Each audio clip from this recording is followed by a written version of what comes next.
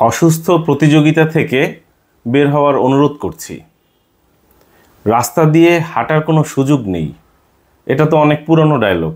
এখন ঘটনা হচ্ছে ফুটপাত দিয়ে যে হাঁটবো সেই সুযোগও নেই, কারণ রাস্তা দখল করেছেন, ফুটপাতও দখল করা, হাঁটার মতো কোনো সুযোগ নেই।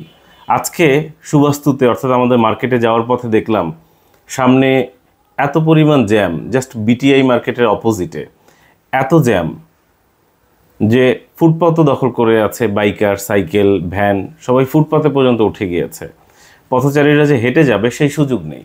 ভিডিওতে দেখতে পাচ্ছেন এখন পথচারীরা হেঁটে যাচ্ছে, কিন্তু হেঁটে যাওয়ার সুযোগ নেই, কারণ সেখানে বাইক, সাইকেল, ভ্যান সব কিছু তুলে রেখেছে, এরকম একটা অবস্থা। তো এই সিচুয়েশনে আসলে এই অসুস্থ প্রতিযোগিতা থেকে যদি বের না হওয়া যায়, যে কার আগে যেতে হবে, কে আগে যেতে পারবে, কার আগে কে যাবে, কাকে ঠেলা দিয়ে কে যাবে, মানে এইগুলো থেকে বের না হতে পারলে আমাদের পরিণতি আসলে খুব একটা ভালো হওয়া সম্ভব না, কারণ জ্যামের মধ্যে আমরা অনেক সময় নষ্ট করে ফেলি। আর এখন দেখা যায় সাইকেলের মধ্যে হর্ন লাগাচ্ছে মোটরসাইকেলের হর্ন, রিক্সায় দেখা যায় অ্যাম্বুলেন্সের হর্ন, আর মোটরসাইকেলে দেখা যায় ভিআইপি গাড়ির হর্ন। মানে সবাই চাচ্ছে এগিয়ে যেতে, সবাই চাচ্ছে অসুস্থ প্রতিযোগিতা করতে, এরকম একটা ব্যাপার।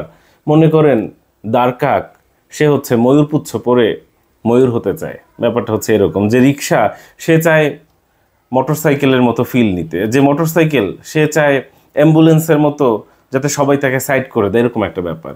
অর্থাৎ একটা কথা আছে না, যে ময়ূরপুচ্ছ পরিধান করিলেই দ্বারকাক ময়ূর হয় না।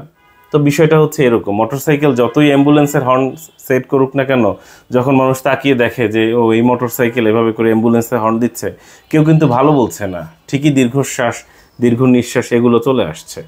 বরঞ্চ শব্দ মানুষের জন্য অনেক ক্ষতিকর। এই শব্দের কারণে অনেক বাচ্চাদের অনেক ক্ষতি হচ্ছে এবং অনেক ধরনের প্রবলেম হয়, এগুলো আশা করি আপনারা জানবেন। তাই আশা করব, অনুরোধ করব, সবাই ধৈর্য সহকারে পথ চলবেন এবং বিবেক বুদ্ধির সর্বোচ্চ ব্যবহার করবেন। অসংখ্য ধন্যবাদ।